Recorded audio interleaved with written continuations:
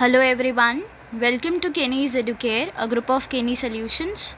Now in the last lecture, we studied about various types of tissues like various types of animal tissue, plant tissue, and we completed with the tissues part which was given in this lesson. And today we will be starting about biotechnology. Okay? But before that, I will like to introduce you to some techniques which biotechnology has given, and it has helped us in more than one field. Okay, so first benefit or the first technique which biotechnology has provided us is, uh, I think so, it is with respect to forestation process. Okay, then it has come up with tissue culture technology, which is a very profitable culture technique which are used for large number of plantlets. Then it came with pollination techniques, जहाँ पे हम जो plants germinate नहीं कर पाते थे उनको easily हम जर्मिनेट करवा सकते हैं using this tissue culture technique, for example pitcher plant. Okay, then आया sericulture techniques, then genetic disorders को डायग्नोस करना, उनको ठीक करना, देन वैक्सीन्स का प्रोडक्शन करवाना, न्यू वैक्सीन्स को फॉर्म करना, then to study about various beneficial microorganisms which are yet not known to scientist. They are working on that, they are just finding the applications of those microorganisms. Okay, then genetic engineering is one such field. Agro complementary business हो गया, इसके अंदर animal husbandry आता है, poultry farming आता है. Okay, then agri tourism is also one of the field. Okay, so there are many such fields in which biotechnology has shown up its advancement, and you will be learning some of these techniques. Okay, so let's start with this. Now see, with the help of this technique, which technique? Biotechnology ka technique, it has become possible to produce plants and animals bearing some new characteristics in addition to the natural one. Now if you remember in the first lecture itself, I told you about cow, right? I told you एक American cow थी and एक Indian cow थी. तो जो milk giving capacity American cow की थी, it was 15 litre, while जो Indian cow थी उसकी सिर्फ 10 लीटर्स पर डे की थी. ओके, सो यहाँ पे इंडियन काउ जो थे, they were not so beneficial for the owners. ठीक है, तो what they did, dairy farming, वैसे भी इंडिया की पॉपुलेशन इतनी ज़्यादा है and the need for milk and milk products are very much, right. It is just increasing day by day. तो यहाँ पे हमें कुछ तो करना पड़ेगा ना ईल्ड को बढ़ाने के लिए. काउस ज़्यादा हो सकते हैं, but is it right to just increase the population of the cow? नहीं ना. So when scientist came to knew this कि अमेरिकन काउ 15 लीटर्स दे सकती है, तो why not our Indian cow? तो what they did, now with the help of genetic engineering, उन्होंने क्या किया, अमेरिकन काउ के अंदर उसके डीएनए से जीन को निकाला. ओके, ये सारे प्रोसेस लैब के अंदर होते हैं. जीन को निकाला, वो जीन उसके डीएनए से निकालने के बाद they injected the gene in the Indian cow, and that gene was responsible for giving for this high capacity of milk. Okay, वो जीन के वजह से ही, जीन वॉज द रीज़न जिसके वजह से वो American cow it can give 15 litres of milk a day. तो अमेरिकन साइंटिस्ट ने सेम क्या किया, जीन निकाला इंडियन काउ के अंदर डाल दिया, एंड इसके बाद क्या हुआ, Indian cow also started giving 15 litres of milk. So one problem of the dairy product, milk and milk product was solved. अब पॉपुलेशन इंक्रीज हो जाए, what the scientists will do, they will do this process, and इसके वजह से क्या होगा, जो भी प्रोडक्ट की डिमांड है it can easily be met, right? So this was the one thing. यहाँ पे क्या किया हमने, एनिमल के अंदर एक न्यू कैरेक्टरिस्टिक डाल दिया to give high quality of the quantity of the milk and also the quality. If you say about the milk, American cow की जो क्वालिटी थी इट वॉज ऑल्सो गुड. ठीक है, तो यहाँ पे दो बेनिफिट हो गए. तो हमने एक न्यू कैरेक्टरिस्टिक ऐड कर दिया एनिमल को, एंड उनके नेचुरल वन भी अफेक्ट नहीं हुए. सो this is what the technique has helped. Okay, the technique of bringing about improvement in living organism by artificial genetic changes and by hybridization for the welfare of human being are together called biotechnology. Now when you talk about this milk capacity, यहाँ पे और एक चीज़ की गई थी, scientist ने किया था, they did a fusion of a Indian cow and the American cow. अब फ्यूज़न के बाद जब एक नया काउ आया, ओके, वो काउ के पास दोनों की क्वालिटीज़ थी of the Indian cow as well as American cow. Okay, so यहाँ पे क्या किया, आर्टिफिशियली जेनेटिक चेंज भी किया, हाइब्रिडाइजेशन भी किया. And why this method was used, सिर्फ वेलफेयर लाना था ह्यूमन बींग्स में, उनकी डेली की डिमांड जो थी उनको इंक्रीज़ करना था, क्वालिटी प्रोवाइड करनी थी उनको, क्वांटिटी प्रोवाइड करनी थी, राइट. तो ये टेक्निक इम्प्रूवमेंट लाना लिविंग ऑर्गेनिजम्स में, इसी टेक्निक को हम क्या बोलते हैं, biotechnology. Okay, and it includes the technique of genetic engineering and tissue culture. तो इफ़ यू से, जैसे एक होता है ना, यू कैन से सोल होता है ना किसी भी चीज़ का, तो बायोटेक्नोलॉजी का सोल क्या है, you know, it is genetic engineering and tissue culture. Because ये दो टेक्निक की वजह से ही बायोटेक्नोलॉजी इतना ज़्यादा रिसर्च कर पाया है सारे फील्ड्स के अंदर. Okay, so this are the souls of biotechnology. And its uses are in the production of cash crop, improvement in varieties of cash crop, then increase in abilities of the plant to withstand environmental stress. Now in the first or the second lecture I told you कि हम human beings को stress नहीं control करना पड़ता. Plants also suffer from various stresses, like अगर plant में आपने बहुत ज़्यादा पानी डाल दिया और it is raining very much heavily, floods आ गए, तो प्लांट्स डिस्ट्रॉय हो जाते हैं, right. Plants have to go through certain stress, तो उस स्ट्रेस को हम बोलते हैं प्लांट स्ट्रेस. देन ये तो हो गया एक वाटर स्ट्रेस. दूसरा हो गया, अभी समझो, प्लांट को सिर्फ 30 डिग्री टेम्परेचर ही वो मैक्सिमम स्ट्रेस टेम्परेचर को सहन कर सकती है. अगर क्लाइमेटिक कंडीशन जो है उसका टेम्परेचर बहुत ज़्यादा हाई हो गया, suppose it went to 35 to 40 degree Celsius, तो ये एक तरह का प्लांट स्ट्रेस ही है ना. Plant has to control those temperatures. हम तो यहाँ वहाँ छिप जाएंगे, एसी यूज़ कर लेंगे, बट व्हाट अबाउट प्लांट्स, उनको तो उसको कंट्रोल करना पड़ेगा. So this is also one type of stress called as temperature stress which plant has to suffer from. तीसरा है विंड स्ट्रेस. विंड स्ट्रेस किस तरह से, अब बहुत ज़्यादा ज़ोर की अगर हवा आ रही है, ओके, तो यहाँ पे प्लांट के पास इतनी कैपेसिटी होनी चाहिए कि वो उसको कंट्रोल कर पाए. अगर वो कंट्रोल नहीं कर पा रहा है, it means it is a type of stress which the plant has to bear, right. So wind stress हो गया.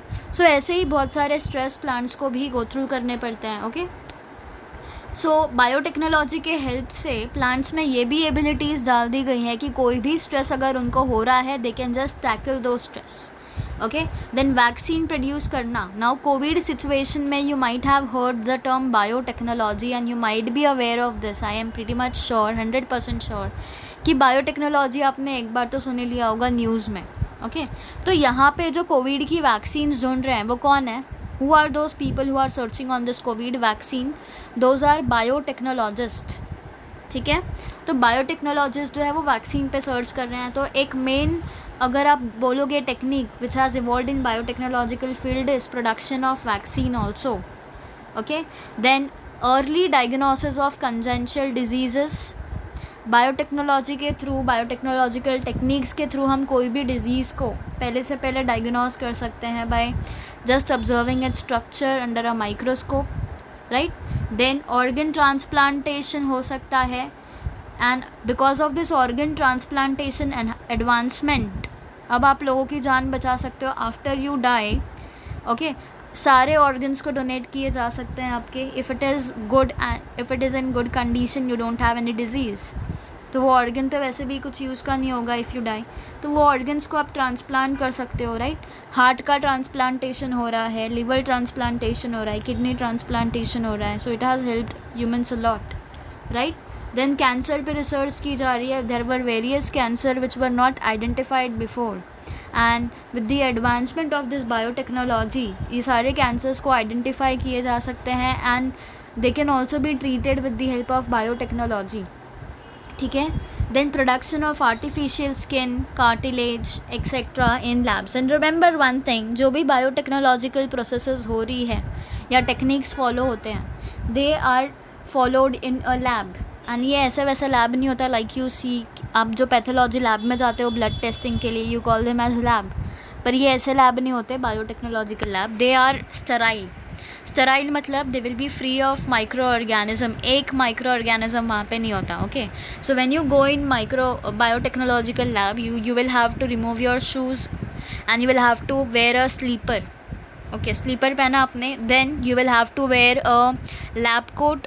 Unless and until you don't have a lab coat, you won't be allowed to enter the biotechnological lab because you might carry microorganisms, right? And जो उनका main door होगा lab को open करने का, उसके पहले आप देखोगे 2-3 डोर्स होंगे ताकि जो माइक्रो ऑर्गेनिज्म के आने के चांसेस है they might be tackled. Okay, then आप देखोगे कि बायोटेक्नोलॉजिकल लैब के अंदर अलग अलग आप देखोगे रूम्स होंगे. एक होगा अपैरेटस लैब, एक होगा जहाँ पे अपैरेटस को क्लीन किया जाता है using autoclave machine.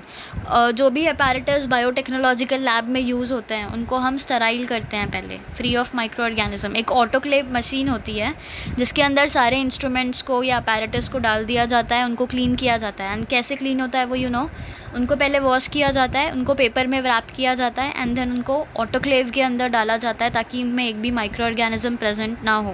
And I hope so you remember, मैंने आपको फर्स्ट लेक्चर में बोला था बायोटेक्नोलॉजी में ऐसे करके 2 आपको ये दिए गए होंगे बर्नर. ये बर्नर के बीच में आपको काम करना है because this will be the Sterlite area जहाँ पे माइक्रो ऑर्गेनिज्म प्रेजेंट नहीं होंगे.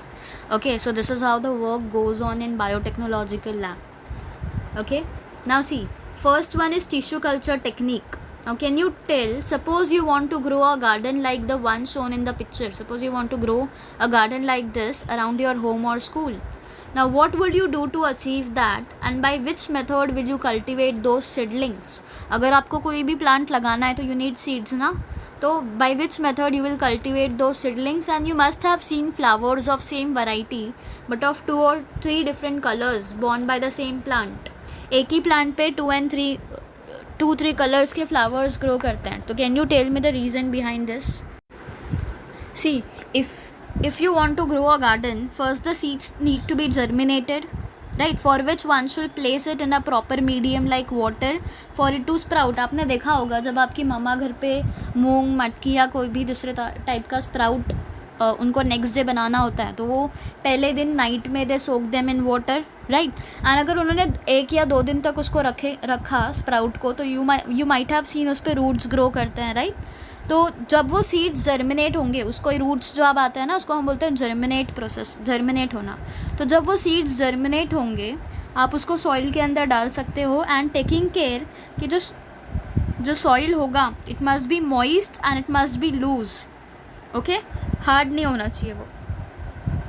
And when next day you will water it regularly, from next day you should water it regularly. Okay, and जैसे जैसे आप देखोगे कि सीडलिंग स्प्राउट आउट कर रहा है ग्राउंड से, it can again be transfer to a larger ground depending upon the variety of the plant which you need. Okay, now जब आपने ग्रो कर लिया तो you will transfer that to a larger ground wherever you want, right, वो seedlings के use से. तो when you grow such flower and how when you see कि एक ही प्लांट पे 2-3 कलर के फ्लावर्स आ रहे हैं तो what do you think how it is possible? तो you will learn this technique called as tissue culture. It is because of the tissue culture. Okay, so let us learn a modern technique which is related to farming and gardening. See, हमारा जो agro biology है, ठीक है, agro biotechnology जिसको हम बोलते हैं, it has a vast scope because अभी तक जो फार्मर्स थे they were using the ancient methods या पहले के मेथड्स वो यूज़ कर रहे थे to grow the plants. But because अब पॉपुलेशन इंक्रीज़ हो चुकी है, वैसे ही जो भी क्रॉप्स एंड जो भी फूड है उनकी डिमांड भी इंक्रीज़ हो रही है. तो we need to come up with modern techniques, right. तो यहाँ पे biotechnology, agri biotechnology will be one such field which is helping the farmers to grow the crops and increase the yield of the crop in high quantity. Okay, तो see, ex vivo growth of cells or tissue in an aseptic and nutrient rich medium is called as tissue culture. ex vivo growth मतलब lab के अंदर grow करना है आपको, open ground के अंदर नहीं, प्ले ग्राउंड के अंदर नहीं, ये लैब के अंदर आप ग्रो करोगे, ठीक है. तो ex vivo growth of the cells, आप किसको ग्रो करोगे, सेल्स को या टिश्यू को, इन असेप्टिक मतलब माइक्रो ऑर्गेनिज्म फ्री, ठीक है, एंड न्यूट्रिएंट रिच मीडियम, उसके अंदर सब होना चाहिए, सोडियम, पोटेशियम, सल्फर, जो भी प्लांट को चाहिए न्यूट्रिएंट, सारे न्यूट्रिएंट रिच मीडियम में जब आप प्लांट को ग्रो करते हो लैब के अंदर, उसको ही हम क्या बोलते हैं, tissue culture technique. Okay, nowadays complete organism can be developed from a single cell or from a tissue with the help of tissue culture technique. अब टिश्यू कल्चर टेक्निक के वजह से अगर आपके पास सिर्फ एक सेल है कोई भी ऑर्गेनिज्म का, वो एक सेल से पूरा ऑर्गेनिज्म डेवलप किया जाता है because of the advancement in this tissue culture technique. ठीक है. अ सॉलिड, लिक्विड और a glass like medium which is prepared from agar. Agar क्या है? अगार ऐसा एक मीडियम है, it is jelly like medium जिसके पास सारा न्यूट्रिएंट प्रेजेंट होता है जो भी प्लांट्स को रिक्वायर्ड होता है. ठीक है. Which supplies nutrient and energy which are necessary for tissue culture. It is used, agar is used in this tissue culture technique, remember.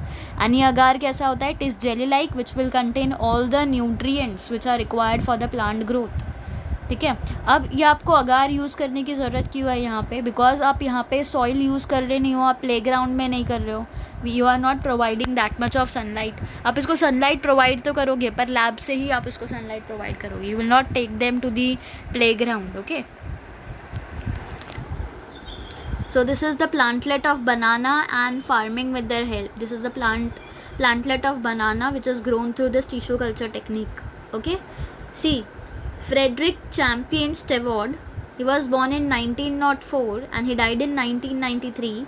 He was a British botanist and he had shown that cells and tissue can be grown ex vivo, means in lab.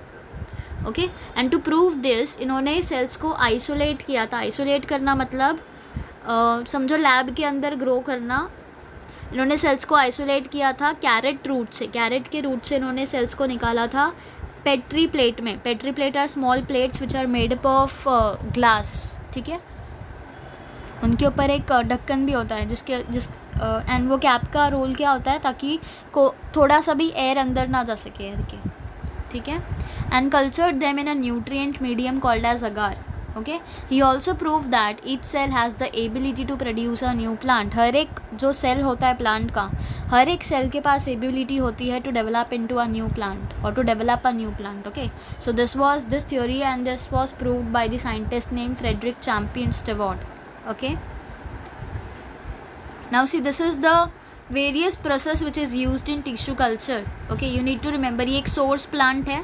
Source plant मतलब इनसे ही आप दूसरे plants को grow करोगे. Okay.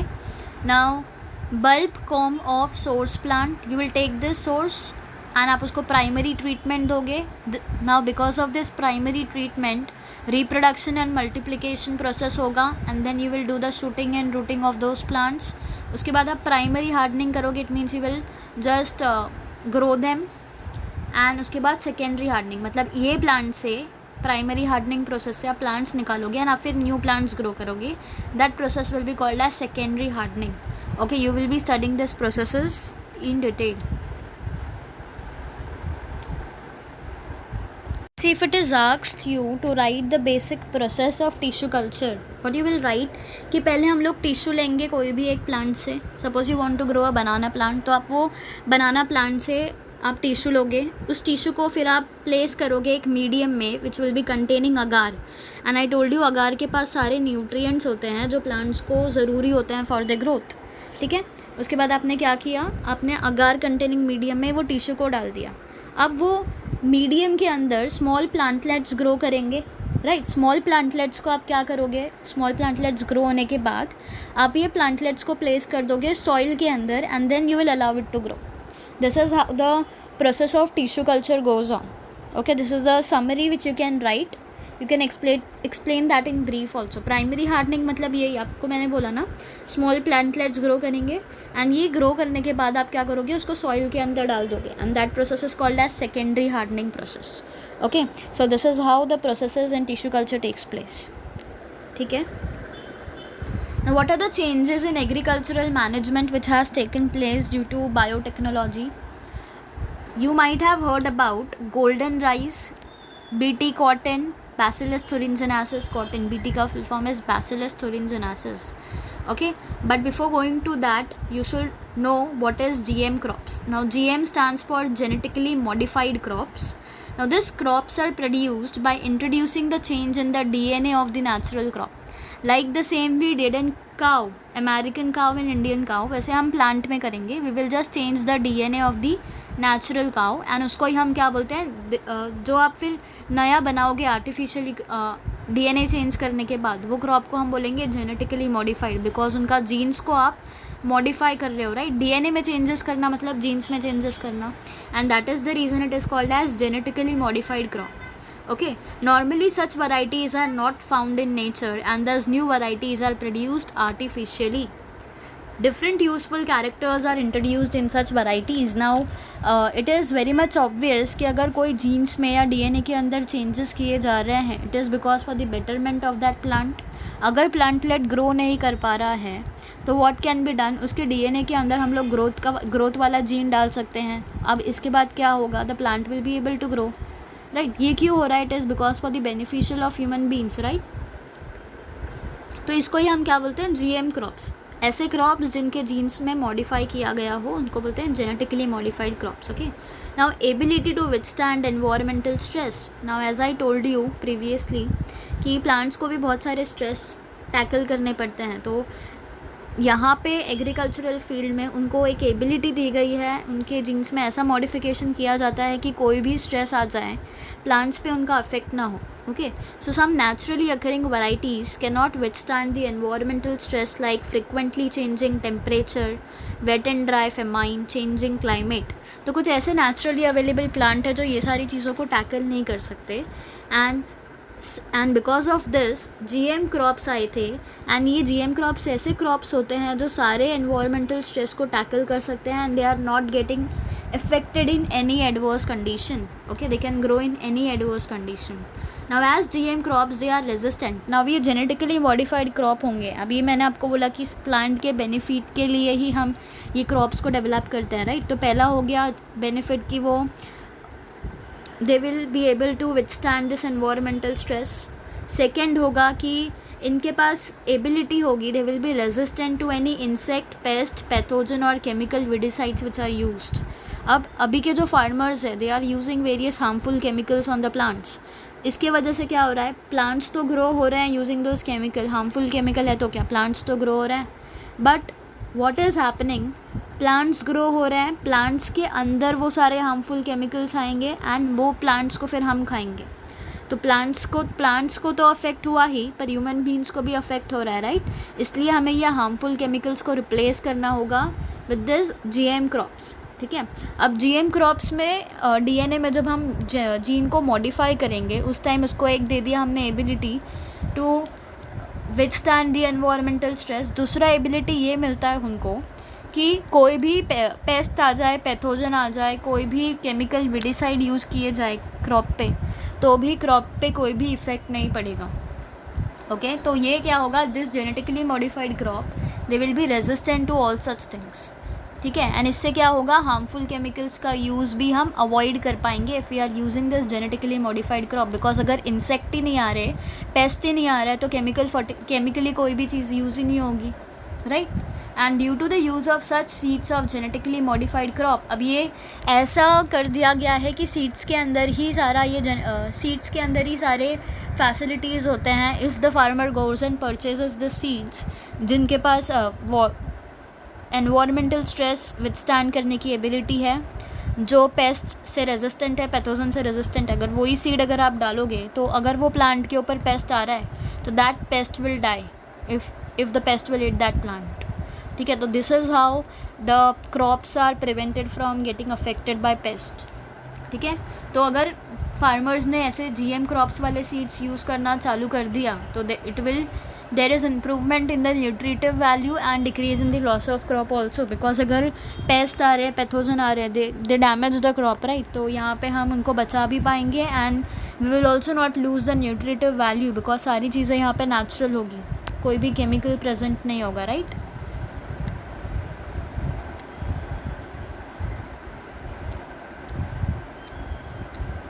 Now see, in this way, as seeds of a better quality of crops are being produced, farmers all over the world are cultivating the GM crops on large scale. ठीक है, because इनको अच्छी quality का crops मिलता है using this GM crop method, इसलिए farmers ने अभी स्टार्ट किया है to they have started practising this method of genetically modified crop. Okay, because इनसे क्वांटिटी भी मिल जाती है उनको, अगर पहले 10 kg ग्रो हो रहा था तो 15-20 kg ग्रो होगा। उनको क्वालिटी जो मिल रही है, the quality of the food is also good.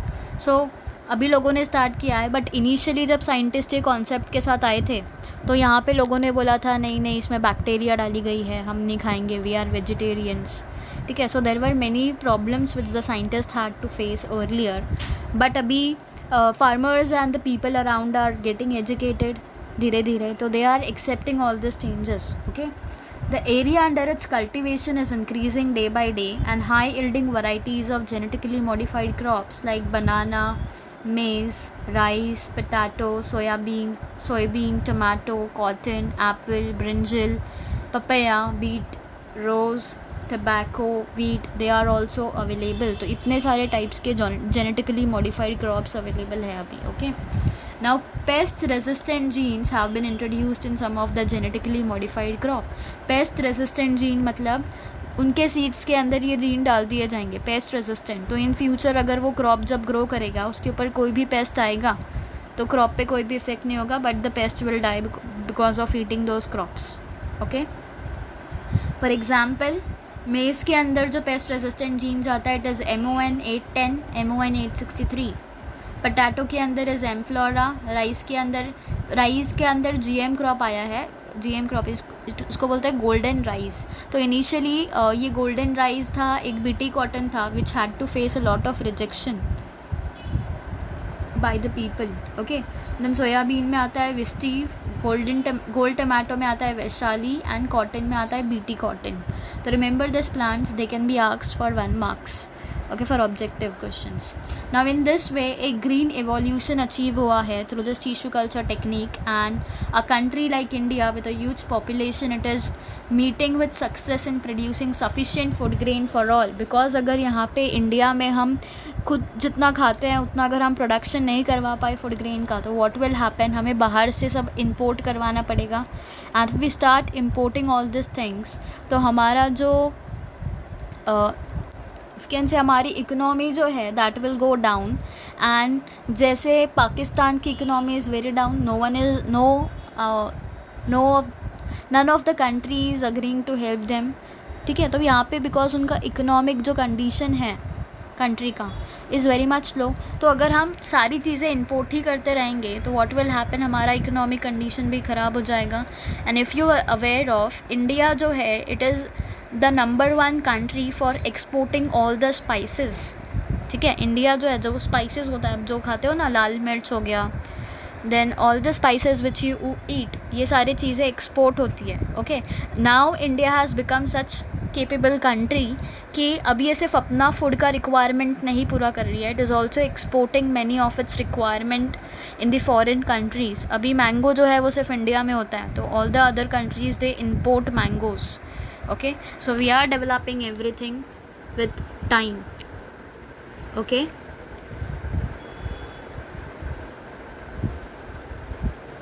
now we will study about this application of biotechnology in floriculture, nurseries and forestry in the next lecture.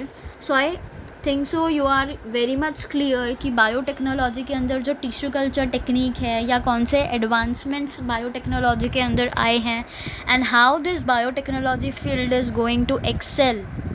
ठीक है, अभी जो भी रिक्वायरमेंट है सारी चीज़ें माइक्रो ऑर्गेनिज्म से लेके if you see hospitality, then हमारा जो मेडिकल है, ठीक है, ये सारी चीज़ों में बायोटेक्नोलॉजी इज़ एक्सेलिंग. अब कोविड का जो भी सल्यूशन आना है कौन लेके आएगा, वो बायोटेक्नोलॉजिस्ट ही. Scientist are working on it, but there are more possibilities कि जो बायोटेक्नोलॉजिस्ट है they will find it more easily because they study on microorganism. तो कोई ऐसा माइक्रो ऑर्गेनिज्म या कोई वायरस ऐसा आएगा that will be able to just tackle this Covid virus, and then our country will be free of virus. Okay, तो because one of the application we saw of biotechnology is production of virus, right? So there are chances कि biotechnologists will bring out those virus vaccine. Okay, and अगर vaccine India में बनती है तो क्या होगा, India ज़्यादा से ज़्यादा वैक्सीन एक्सपोर्ट करेगी, हमारा इकोनॉमिक कंडीशन जो है इंडिया का दैट विल इम्प्रूव, हमारा जीडीपी इंक्रीज़ करेगा. Okay, so there will be many beneficial things which and this biotechnology will help our country as well as every human being, right? So I'll start with the next part in the next lecture. So thank you everyone.